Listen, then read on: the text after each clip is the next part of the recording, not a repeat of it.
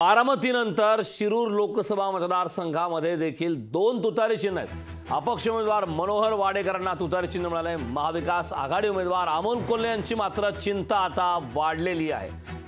बारामती लोकसभेप्रमाणेच आता शिरूर लोकसभेत ही अपक्ष उमेदवारास तुतारी चिन्ह मिळाले।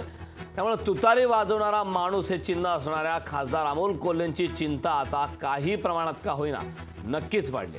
शिरूर लोकसभेत अपक्ष उमेदवार मनोहर वाडेकरांना तुतारी हे चिन्ह मिळाले। वाद्य वेगवेगळी असली तरी निवडणूक आयोगाने दोन्ही चिन्हांच्या उल्लेखात तुतारी या शब्दाचं साम्य ठेवलंय आणि त्यामुळे चिन्ह पाहून मतदान करणाऱ्यांमध्ये याचा संभ्रम निर्माण होण्याची शक्यता आता नाकारता येत नाही। पण अत्यंत महत्त्वाची आणि मोठी अपडेट आहे। बारामतीमध्ये ज्या प्रकारे दोन चिन्ह तुतारीचे उमेदवार होते, अगदी त्याच प्रकारे आता शिरूर लोकसभा मतदारसंघातही तुतारी चिन्हाचे दोन उमेदवार आहेत। त्यामुळे त्या ठिकाणचे राष्ट्रवादी शरदचंद्र पवार पक्षाचे उमेदवार अमोल कोल्हे यांची मात्र चिंता आता वाढली आहे। निवडणूक आयोगाने मागितल्याप्रमाणे मला तुतारी हे चिन्ह मिळालेले असून आमच्या विरोधी पक्षीय उमेदवाराला तुतारी फुकण्याला माणूस हे चिन्ह मिळालेलं असून ह्या चिन्हामध्ये कुठल्याही प्रकारची दिशाभूल समाजाची होणार नाही, मतदाराची होणार नाही।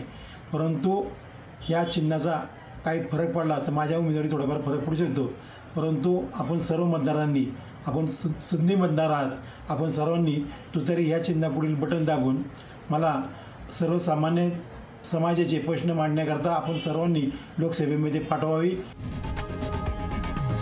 लोकशाही मराठी ऐका, पहा, जागरूक रहा।